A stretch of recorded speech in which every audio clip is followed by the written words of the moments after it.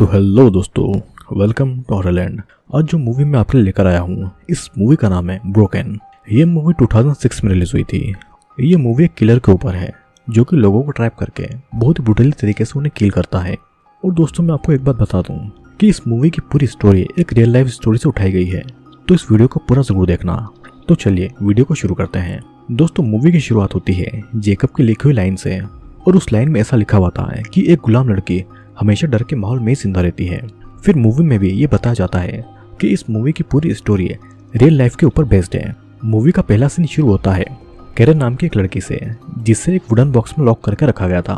Karen को बहुत सी चोट आई थी और बॉक्स से बाहर निकलने की बहुत कोशिश करती है, लेकिन वो वहां से नहीं निकल पाती है। फिर कई कोशिश करने के बाद में कैरन जंगल से बाहर निकलने का रास्ता ढूंढती है, लेकिन उसे बाहर निकलने का रास्ता नहीं मिलता है।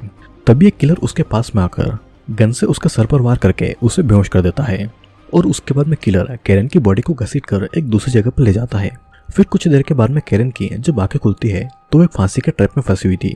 उसके पेट पर कई सारे टाके लगे हुए थे, और कैरन को उन टाकों को खोलकर पेट के अंदर से एक ब्लेड निकालकर अपनी फांसी के फंदे को खोलना होगा, तभी कैरन वहां से आजाद हो सकती थी। और ये उस किलर का एक ट्रैप था। फिर बहुत कोशिश करने के बाद कैरन अपने पेट के टाके को खोलकर उसमें से ब्लेड को निकालती है, और वो अपनी फांसी के फंदे को काटती है। फांसी के फंदे को काटते ही कैरन उस ट्रैप से जमीन पर गिर जाती है, लेकिन पेट के टांके को खोलने की वजह से उसके पेट की सारी आंतड़ियां बाहर आ गई थी, जिससे कि उसे बहुत ही दर्द होता है। फिर किलर उसके पास में आता है और उसे दो ऑप्शन देता है कि या तो वो उसके गुलाम बनकर रहे या फिर वो अपनी मौत को एक्सेप्ट करे। कैरन इतना दर्द सहन नहीं कर पा रही थी, तो इसलिए वो किलर के गन से खुद को शूट करके अपनी जान ले लेती है। सीन कट होता है और अब कहानी शुरू होती है 2 हफ्तों के बाद से, जहाँ पर हम होप नाम की एक लेडी को देखते हैं। होप की एक 6 साल की छोटी सी बेटी थी जिसका नाम जेनिफर था, और होप बहुत सालों से सिंगल मदर थी, लेकिन अब वो एक रिलेशनशिप में आना चाहती थी ताकि उसकी बेटी को भी एक फादर मिले। तो इसलिए वो रोम नाम के एक लड़के से मिलने के लिए एक रेस्टोरेंट पर जाती है।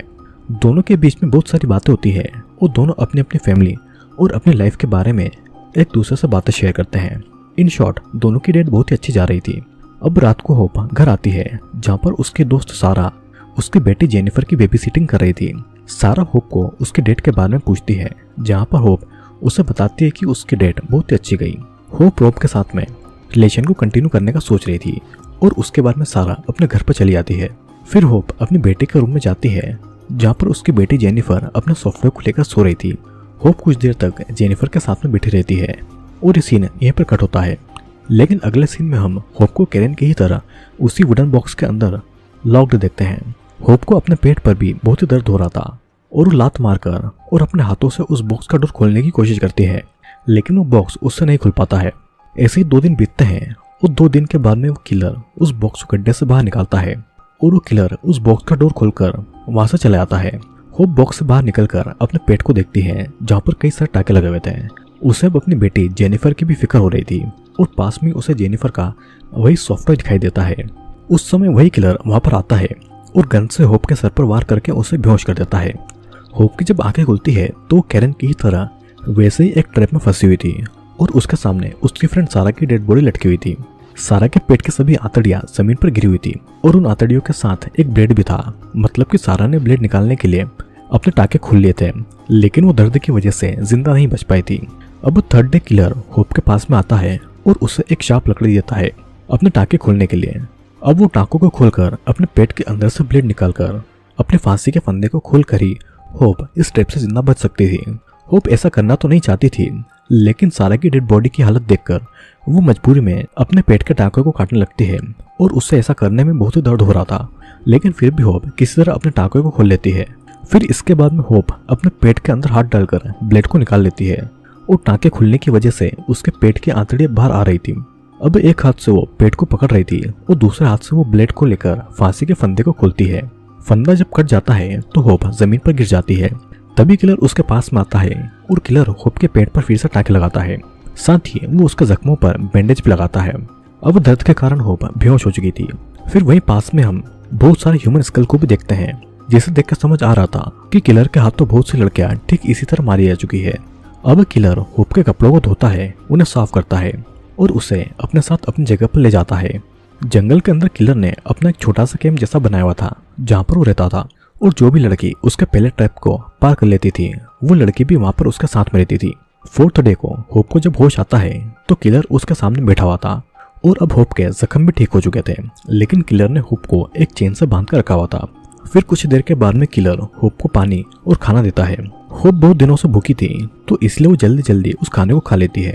खाना खाने के बाद में होप अपनी बेटी जेनिफर के बारे में किलर से पूछती है। किलर उसे बताता है कि होप का अब इस दुनिया में कोई भी नहीं है और अब वही उसकी फैमिली है। होप बार बार अपनी बेटी के बारे में पूछे जा रही थी तो इसलिए गुस्से में किलर उसको थप्पड़ मारता है और उसे वहीं पर छोड़कर अपने टेंट में सोने के लिए चला जाता है। अब अगले दिन यानी कि 5th डे को किलर होप को कुछ बर्तन साफ करने को बोलकर शिकार करने के लिए चला जाता है और यहाँ पर किलर एक चाकू को भूल गया था।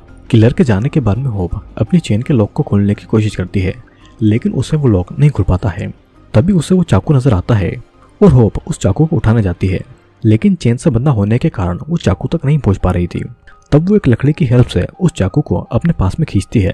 किलर भी शिकार करके वापस आ चुका था तो इसलिए होप फिर से अपनी उसी जगह पर बैठ जाती है और चाकू को अपने पास में छुपा लेती है। किलर वहां पर आता है और बर्तनों को साफ देखकर वो होप से बहुत ही खुश था तो इसलिए वो होप को एक छोटा सा फ्रूट देता है। अब किलर के पीछे मुड़ते ही होप उसके ऊपर हमला करने वाली थी, लेकिन किलर से वो लड़ नहीं पाती है और किलर उसे थप्पड़ मारकर चाकू छीन लेता है।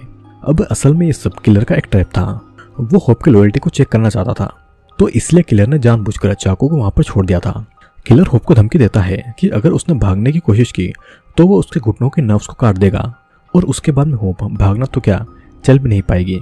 अब किलर होप के पैर में से चेन निकालकर उसके गले में चेन को लॉक कर देता है और उस लॉक की चाबी अब हमेशा किलर के पास भी रहने वाली थी। अब 6th डे को किलर होप को गार्डनिंग टिप्स की एक बुक देता है और वो उसे अपना वेजिटेबल गार्डन दिखाता है और अब होप की रिस्पॉन्सिबिलिटी थी उस गार्डन को संभालने की। अगर उस गार्डन का एक भी प्लांट मारा गया तो किलर उसे मारने की धमकी देता है और डर की वजह से होप किलर की सभी बातें मान रही थी और वो गार्डन का भी ध्यान रख रही थी। फिर रात को होप किलर से पूछती है कि वो यहाँ पर क्यों है, आखिर किलर ने उसे वहां पर क्यों कैद करके रखा हुआ है, लेकिन किलर होप की बातों का कोई जवाब नहीं देता है और वहां से उठकर चला जाता है। अब आधी रात को होप जब गहरी नींद में थी तो किलर उसके पास ही बैठकर उसकी बॉडी को देख रहा था और होप को इस बारे में बिल्कुल पता नहीं था।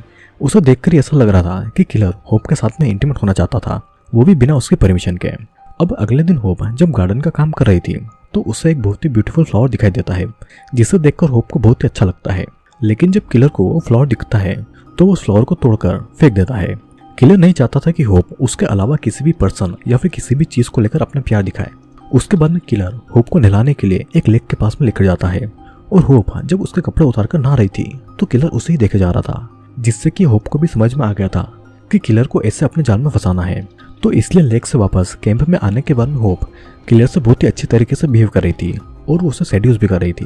किलर भी उसके जाल में फंस जाता है और फिर दोनों इंटीमेट होते हैं। अब अगले सुबह किलर जब सो रहा था तो होप अपने लॉक की चाबी को ढूंढ रही थी और किलर के जागने से पहले ही होप को चाबी मिल जाती है।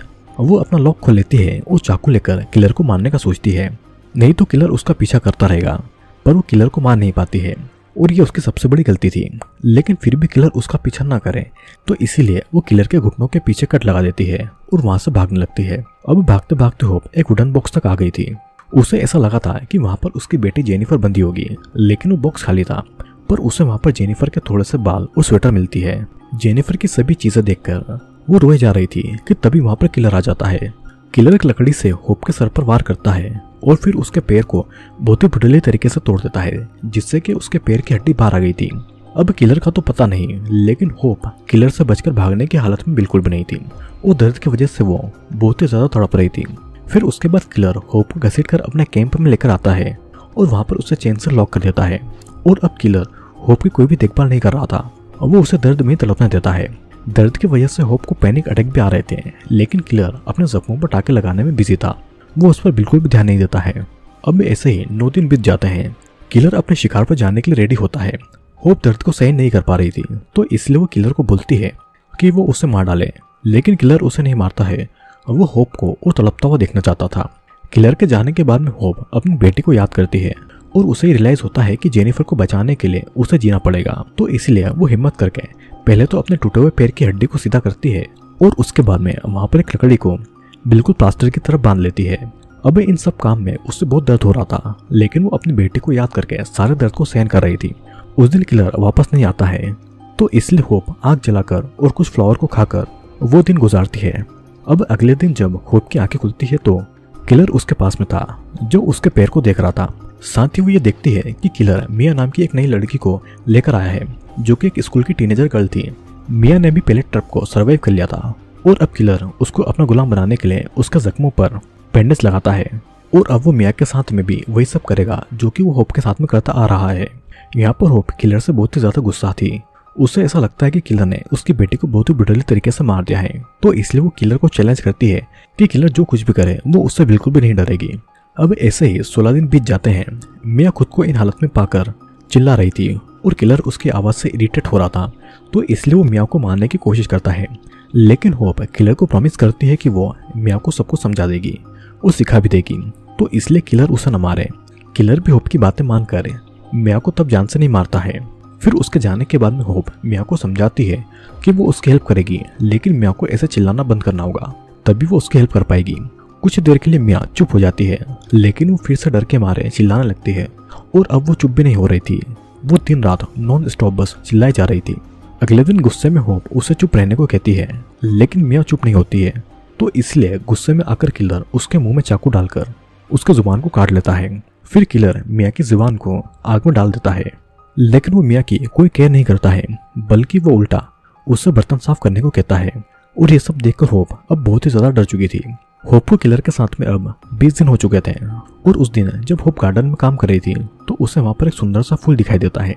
किलर उस फूल को तोड़ने वाला था, लेकिन होप किलर को ऐसा करने नहीं देती है और इस बार किलर भी ऐसा नहीं करता है।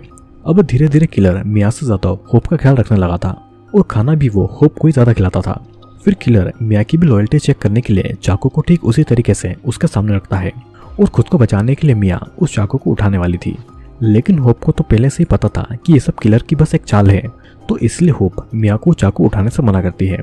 लेकिन फिर भी मिया चाकू तक पहुंचने की कोशिश कर रही थी, लेकिन किलर को वापस आता देखकर मिया चाकू से दूर बैठ जाती है। चाकू को उसी जगह पर देखकर किलर को ऐसा लगता है कि होप मिया को अच्छे से गुलाम बनने की ट्रेनिंग दे रही है, तो इसलिए किलर होप से बहुत ही ज्यादा खुश था। फिर रात को हम देखते हैं कि मिया अपने सॉक्स में स्टोन को भर रही थी और होप के मना करने पर भी मिया नहीं रुकती है। किलर को चकमा देने के लिए मिया ने एक हथियार बनाया था। फिर किलर का ध्यान जब मिया से हटता है तो मिया उसी हथियार से किलर के सर पर वार करती है, जिससे कि किलर थोड़ी देर के लिए बेहोश हो जाता है। फिर मिया किलर की जेब से चाबी निकालकर अपने लॉक को खोलती है और जाने से पहले वो चाबी होप को देकर जाती है ताकि होप भी वहां से जिंदा बचकर निकल सके। किलर जब होश में आता है तो गन को लेकर मिया का पीछा करता है और जल्दी ही वो मिया को ढूंढकर उसे शूट कर देता है, लेकिन मिया तब भी नहीं मरती है, तो इसलिए किलर उसके पास में जाकर उसे बहुत ही ब्रूटली तरीके से मार डालता है। अब इस तरफ होप भी अपने लॉक को खोलकर वहां से भागती है, लेकिन उसे समझ में आ गया था कि किलर के जिंदा रहने तक वो वहां से नहीं भाग सकेगी, तो इसीलिए वो वापस कैंप आती है किलर को मारने के लिए। गोली की आवाज से वो जान गई थी कि मिया मर चुकी है और होप किलर के टेंट में अंदर जाती है, जहाँ पर उसे अपनी बेटी का सॉफ्टवेयर मिलता है। वो सॉफ्टवेयर को और एक रोड को अपने साथ में लेकर किलर को मारने के लिए बाहर निकलती है। तब तक किलर भी वहां पर आ चुका था, जो कि मिया के खून से लथपथ था, जिसे देखकर होप और भी ज्यादा गुस्सा होती है और गुस्से में होप किलर को उसी रॉड से पीट पीट कर तुरंत ही मार डालती है। किलर भी उससे नहीं लड़ पाता है, लेकिन मरने से पहले किलर होप से कहता है कि उसके मरने के बाद भी होप सेफ नहीं है, पर होप इस बात पर ध्यान नहीं देती है। फिर किलर को मारकर होप अपनी बेटी का सॉफ्टवेयर लेकर जंगल से निकलने का रास्ता ढूंढने लगती है। कुछ दूर जाने के बाद में होप को एक छोटा सा केबिन दिखाई देता है। उस केबिन के अंदर देखने पर होप को अपनी बेटी जेनिफर दिखाई देती है, जो कि बहुत ही डरी हुई थी। अपनी बेटी को जिंदा देखकर होप बहुत ही ज्यादा खुश होती है। फिर जेनिफर को केबिन से बाहर निकालने के लिए होप दरवाजे को तोड़ने लगती है, लेकिन उसे ये नहीं पता था कि किलर ने दरवाजे में एक ट्रैप फिट करके रखा हुआ है। जब होप दरवाजे को खुलती है तो ट्रैप ऑन हो जाता है और उसमें से 2 लोहे की कीलें होप की आंखों में शूट होती है, जिससे कि होप की दोनों आंखें फूट जाती है। ये सब जेनिफर अपनी आंखों के सामने देख रही थी, जिससे कि उसके दिमाग पर बहुत ही गहरा असर पड़ता है। मतलब कि किलर ने ये सही कहा था कि उसके मरने के बाद भी होप सेफ नहीं है। यहाँ पर अब होप की आंखें फूट चुकी थी और जेनिफर भी छोटी थी, तो इसका मतलब यह था कि अब वे दोनों कभी भी इस जंगल से नहीं निकल पाएंगे। और इसी के साथ में ये मूवी यह पर एंड हो जाती है। तो दोस्तों, ये मूवी एक साइको किलर के बारे में है, जो कि लड़कियों को किडनैप करके जंगल में लाकर उन्हें अपने ट्रैप में फंसाता है। जो उसके ट्रैप से बच जाती है वो उन लड़कियों को अपना गुलाम बनाकर रखता है। ठीक इसी तरह उसने कई लड़कियों को मारा, लेकिन होप को उसका गुलाम बनना मंजूर नहीं था, क्योंकि उसकी एक बेटी थी उसने अपनी बेटी के लिए उस किलर से लड़ाई की और उस किलर को मारकर उसने अपनी बेटी को बचाया। लेकिन होप ने गलती कर दी, उसने किलर की बातों पर ध्यान नहीं दिया और उसने अपने दोनों आंखें खो दी और इस तरह अब दोनों कभी भी इस जंगल से बचकर नहीं निकल पाएंगे। तो दोस्तों मैं उम्मीद करता हूँ कि आपको वीडियो पसंद आएगा। आपको वीडियो पसंद आया तो वीडियो को लाइक, कमेंट और शेयर जरूर करना। मैं आपसे मिलूंगा अगली वीडियो में।